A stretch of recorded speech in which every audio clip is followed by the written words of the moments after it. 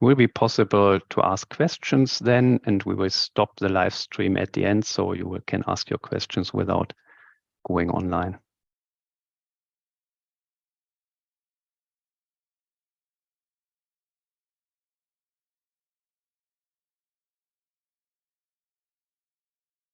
Okay, hello and welcome to the NFDI ToolTalk. It's my great pleasure to welcome Fabian Prasser, who will present the ARX or ARX Data Anonymization Tool. Fabian Prasser is Professor of Medical Informatics at the Berlin Institute of Health at Charité in Berlin. In his research, he deals with the integration and exchange of medical data for research purposes. The focus is data protection, so a very important topic in many of our works here at NFDI. He leads the development of ARX, an internationally successful software for data anonymization, which will be the topic of his talk now. Fabian, we welcome you and please start. We are looking forward to your talk. Thanks a lot for the kind introduction and for the opportunity to present our work here today. This talk will be about ARX, and I've been developing ARX together with a larger team for quite some time. So we are celebrating our 10th anniversary this year. So there's a lot that could be said about ARX. In the next about 30 minutes, I will try to sort of provide you with an overview of what the software can do. Looking forward to your questions, and I'm also always happy to talk to you later on. So feel free to reach out should you be interested to know more about ARX. So it has already been described what my group is working on. And this is the exchange of medical data, data sharing, and the reuse of data in medicine, and is the primary motivation for our work. Just wanted to quickly provide you with some background, because also ARX is suitable for application to a wide range of different data types, but has originally been developed with health data in mind. So in the medical research domain, there's a huge push towards data-driven approaches, as in many other areas of our society and of science. And the idea is to work on precision medicine approaches where diagnosis or therapy is tailored to the specific characteristics of certain relatively small groups of individuals. Of course, to be able to do this, you need quite a high number of cases that you can study, large data sets.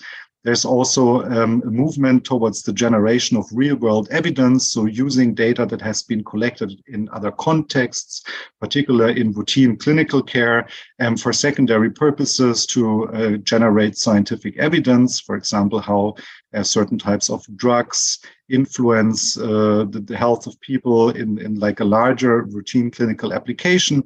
And to do all these types of things, we need collaborative approaches. We need to share data across institutional boundaries. And that's also what we are doing in NFDI for Health, the consortium where I'm part of, and where I also contribute particularly to data protection approaches. But there's even another dimension to this.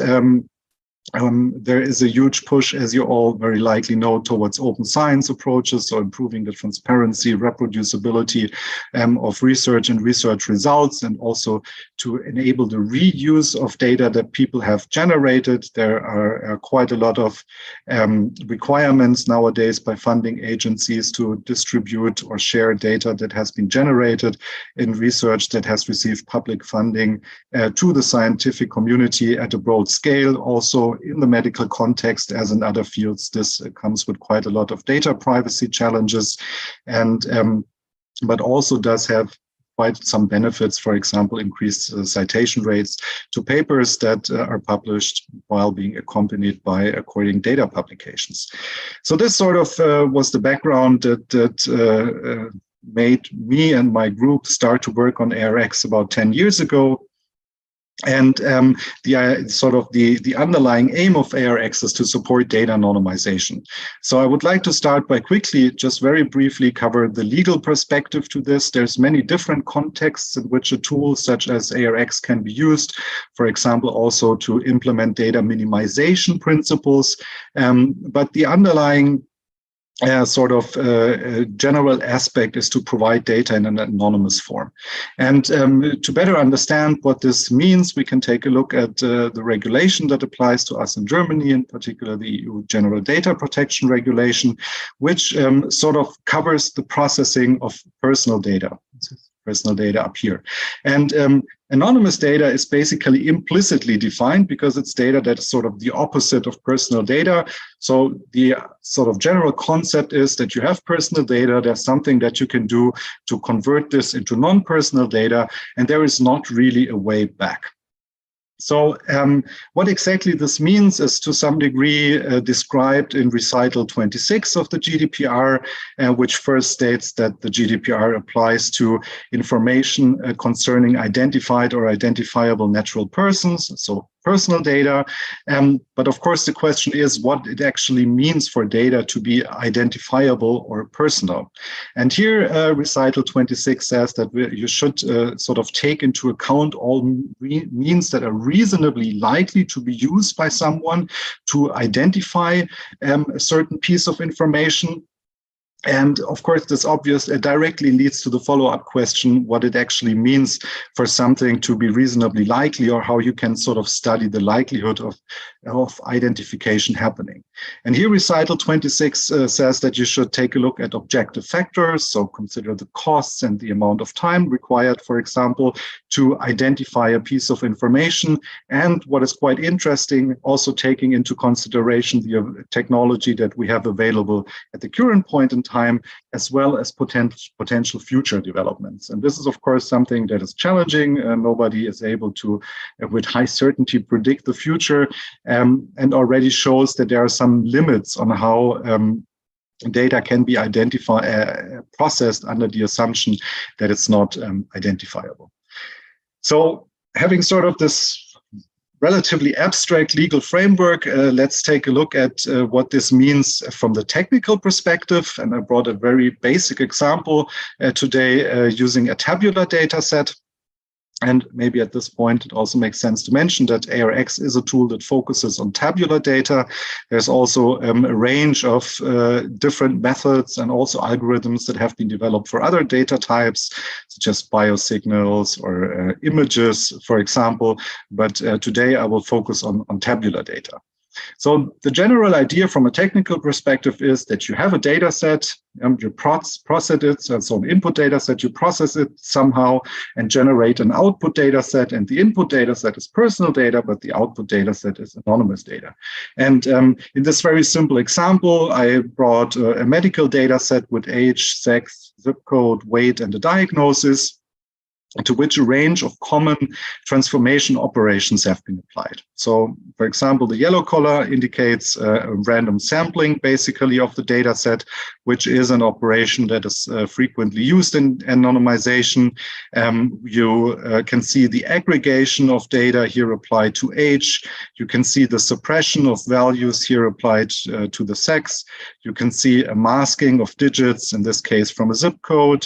You can see a categorization, in this case of weight, into age categories, and also a generalization of categorical or categorized variables, in this case a diagnosis, encoded using the ICD terminology. It's common terminology in medicine for representing diagnosis with a specific focus on billing applications, basically, and it has a hierarchical structure.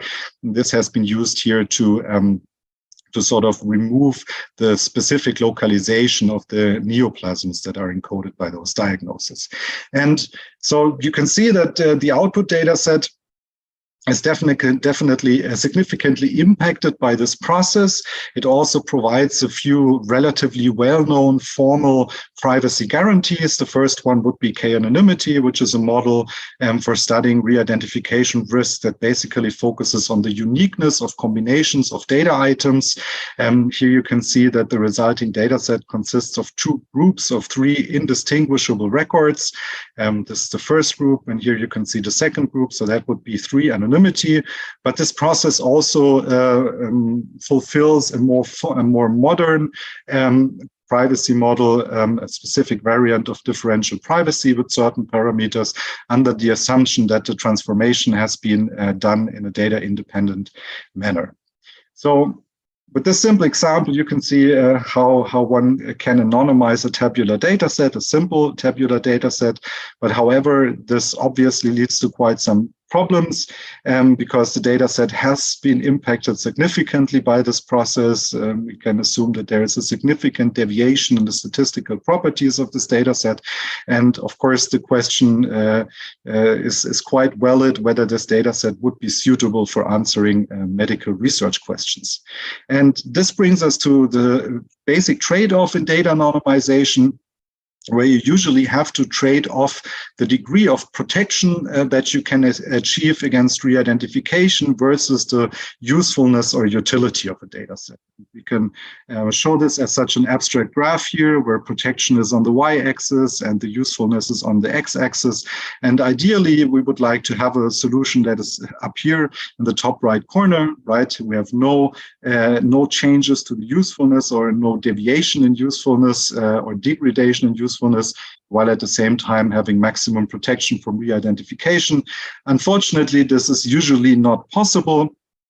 So we need anonymization processes that hopefully provide us with such a curve as the one that we can see here, which enables us to come up with quite a high degree of protection while only impacting the usefulness of a data set to a sort of acceptable degree. And to be able to do this, you need to sort of model your adversarial context, come up with a specific understanding of what re-identification risk is, define acceptable thresholds, but also be able to somehow judge the utility and usefulness of a data set. And this can be different from context to context, and also, for example, between different legal frameworks. So you would probably want to approach this differently in the United States than you would do in the European Union, due to differences in what the laws say about re-identification and anonymity.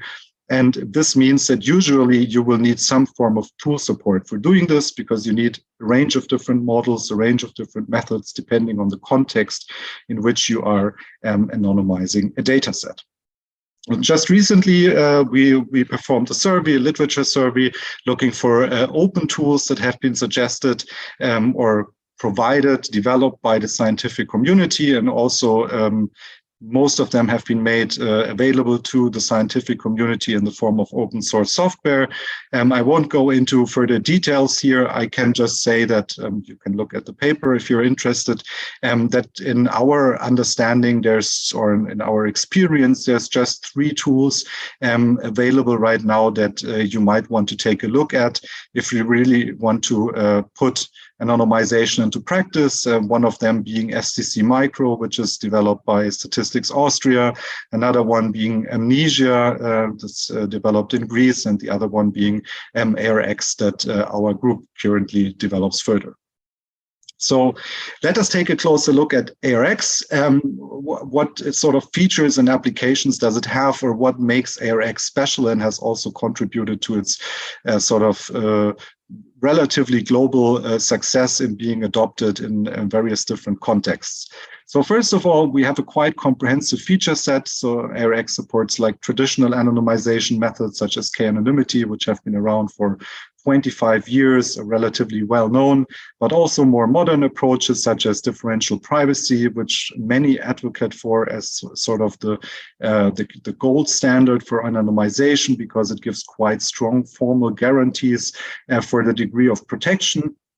We also have some more specific methods based on game theory, but also, for example, a privacy-preserving classification mechanism built into the software that you can use to train statistical classifiers based on anonymized data and optimize also their sort of prediction performance while considering certain privacy guarantees that have been specified or that users can specify. And it's also quite scalable, actually, in my experience, having done multiple benchmarks and also used different tools in different scientific as well as applied contexts. ARX significantly outperforms basically all the other tools that you will find. It has been used to anonymize pretty large data sets with billions of records, for example, by health insurance companies, by large telecommunication providers. And what also makes it special is that we have a graphical UI, which I will show in a few seconds, which sort of provides you with access to all the features that ARX has, while not being as flexible as the programming library that we also provide.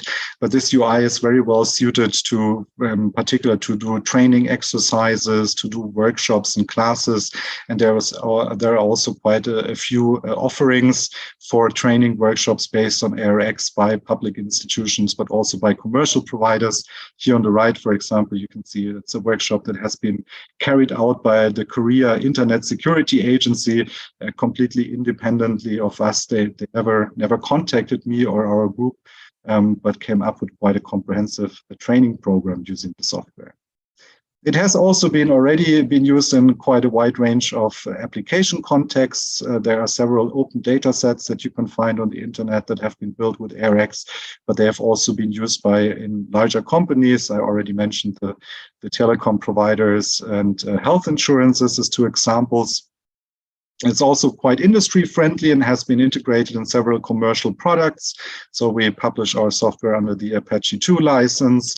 SAP has, I think they call it anonymization platform or something like as part of their HANA product, which has also adopted the core algorithm that we have developed for ARX. We have been downloaded quite frequently. And what is also interesting is that over the 10 years, we have basically published papers about almost all of the different methods and algorithms that we have developed and integrated into the software. And you can also take a look at our website should you be interested to further understand how ARX works. So let us take a quick look at the graphical front end, which is shown on this slide. And basically, ARX consists of 4 perspectives. There is a configuration perspective, which you can see here on the top left side of the slide, where you can load a data set, specify metadata about the data set, such as data types, or provide ARX with information on how certain variables can be transformed. Also specify the privacy guarantees that you would like to have using a wide range of privacy models that have been suggested in the literature. There are also multiple wizards included to help you to set this up correctly, to, for example, derive generalization hierarchies or mechanisms for automatically detecting data types of a data set that has been loaded.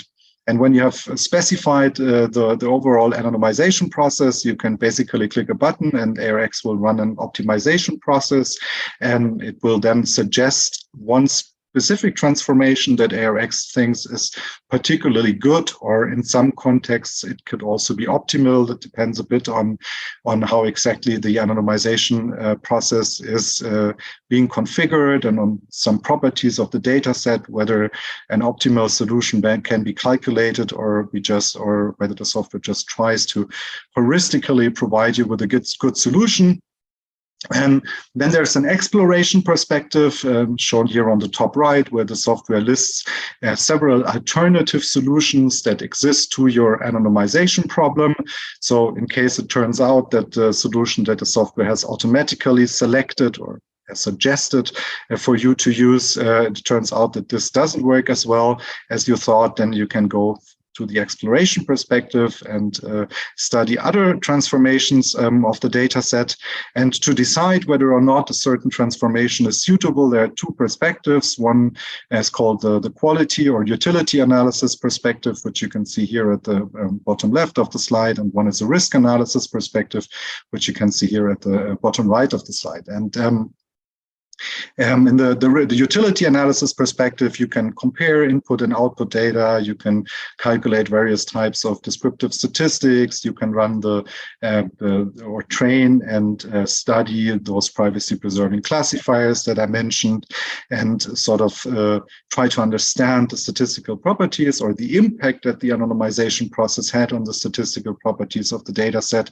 And in the risk analysis perspective, there's a range of risk models integrated into the software, where you can then see how re-identification risks according to these models that are supported or that you have selected sort of have been changed as part of the anonymization process. Here, for example, you can see sort of how the profile, risk profile, which sort of associates the records in a data set with a certain residual re-identification risk, how this risk profile has been impacted by the anonymization process that has been implemented in this relatively simple example, which is also available on our website as an example project for the software. As mentioned, there's also an application programming interface / a Java programming library, which we usually use when we apply ARX in real-world contexts. It is relatively well structured into different packages. We provide, I think, over almost 100 different examples also as part of our code base, which sort of showcases different features that the system has and how they can be used based on the API. Sort of the benefit of using the API as compared to the UI is that there is more flexibility in combining different anonymization processes with each other. So usually for a more complicated data set, say, for example, a relational data set consisting of multiple tables, or a data set where you would like to protect from different adversarial scenarios, you would usually want to implement a whole pipeline of anonymization processes where the data set goes through sort of step by step through different protection mechanisms, and this can better be done using the API than it is currently supported in the graphical user interface. There are a few highlights that I would like to mention as part of this presentation. Feel free to check out our website. There are more papers available on certain features of the software. I already mentioned the privacy-preserving classification mechanism, which is sort of one of the unique features that our software provides compared to other anonymization tools. It's actually non-trivial to evaluate classifiers that have been trained on anonymized data using unmodified input data. So that's why this method has been baked sort of deeply into the software. We've also published a paper where we have applied it to a range of example scenarios, basically, and here you can see what you would also be able to see through the software, basically a comparison of how let's take the example here on the bottom. Basically, here how a receiver operating characteristic curve is affected of the classifier is affected by different protection levels. Down here with epsilon delta differential privacy with decreasing epsilon, so with a sort of stronger protection from left to right, and you can here see why. You can see how this sort of iteratively makes the performance of the classifier worse until it's basically not a useful classifier anymore. And what we also have developed over the course of the years is an integration into other components. I mentioned that ARX has also been integrated into commercial platforms. We also have developed some integrations ourselves, in particular plugins for PDIs, so the Pentaho data integration suite. I think it has been renamed a few years ago, and also into Talent Open Studio, where a selected set of features that the software has are provided as operators that you can then plug into your extract, transform, load pipelines to, for example, perform anonymization as part of a data warehouse loading process. What also is unique in ARX is that we have support for differential privacy, a more modern privacy model.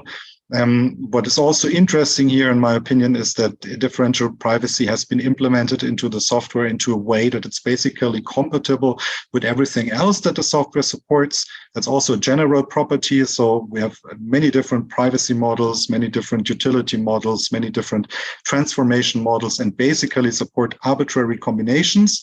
This is also something that other tools usually do not provide. They have more restrictions on what you can do with the software. And here we have a differential privacy implementation that blends well into the remaining features that the software has. We have also really taken care of the details. So, for example, one relatively well-known problem with anonymization software is that if you use floating point arithmetic to implement the various models, then you might run into challenges or into problems because you might not actually provide the privacy guarantees that you think you provide due to rounding errors that propagate through the algorithms and the various calculations that the software does. To counter this, we have integrated a reliable computing framework in ARX, which is based on a simple interval arithmetic library that provides us with guarantees regarding the correctness of the values that we calculate in certain critical parts of the application. And so you can see that really a lot of effort has went into getting the details right. As mentioned, we are an open source project. We have quite a large website with additional information on how ARX works, documentation of the UI, a list of publications. We're also on GitHub, should you be interested in contributing. We have quite a lot of community contributions from different parts over the world collected in the last couple of years that have improved various bits and pieces of the software. And we have also been picked up actually in quite a lot of guidelines on data anonymization. So as you might also have seen from the recital 26 that I showed from the GDPR, sort of really going from legal requirements to a technical implementation can be quite challenging when anonymizing data. That's why many data protection authorities have developed guidelines or compiled reports on data anonymization over the last couple of years. Here you can see an overview of a few of them that also make references to ARX. Also have a nice world map where this is visualized. You can see that's really different parts of the globe that have somehow recognized ARX and added it to guidelines and reports on the topic. There are, of course, also application examples. I mentioned that there have been quite some real-world applications by companies, basically, but there's also scientific literature and scientific data sets that have been published, and before they have been published, have been protected using ARX. I brought three relatively recent examples, two projects on COVID-19 data sets that have been made available to the public or to researchers within the more secure environment after they have been protected using ARX. We've also been supporting these efforts, but there's also, for example, the Open University Analytics data set, quite a well-known data set for learning behavioral studies that has been published a few years ago and has also been protected using ARX. So as a final note, I would like to broaden the scope a bit, going away from understanding anonymization only as a process of changing a data set. As you might have realized from the simple example that I brought, it's often, in particular, when you have higher dimensional data sets, quite challenging to provide a very high degree from protection in many different adversarial scenarios by only changing a data set. That's why I strongly believe that anonymization is something that needs to be heavily based on context information, like who are the people that are accessing the data set, what are they accessing it for, and what contexts do they access the data, what are additional protection measures that have been put in practice. And this is one way of conceptualizing this is the relatively well-known 5 SAFEs framework, which basically says you should take care of having safe people use a data set, so trustworthy researchers, for example. You will very likely need some form of authentication and authorization infrastructure, maybe a role-based access model to implement this, that you should make sure that you have safe projects so that the use of the data is adequate, which can be, for example, implemented by requiring ethics committee approval, that's what we do in medicine, or have other types of committees check proposals for data access for whether they make sense. And then you have the technical access safe data, which really refers to considering the re-identification or privacy risks associated with a specific data set on an individual level. So exactly this type of problem where ARX can be very helpful. But you should also consider using safe settings for sharing data. For example, one common way is to provide a secure and somehow monitored and restricted remote desktop application, connection to a data set or a virtual desktop environment.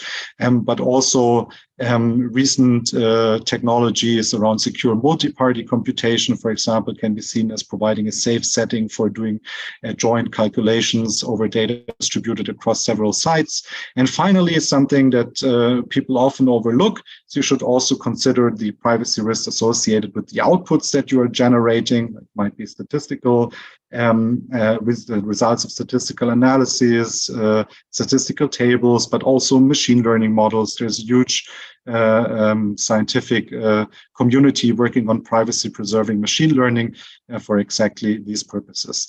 And when you factor in the protection that you can achieve on those other axes and see sort of data anonymization as one building block in a more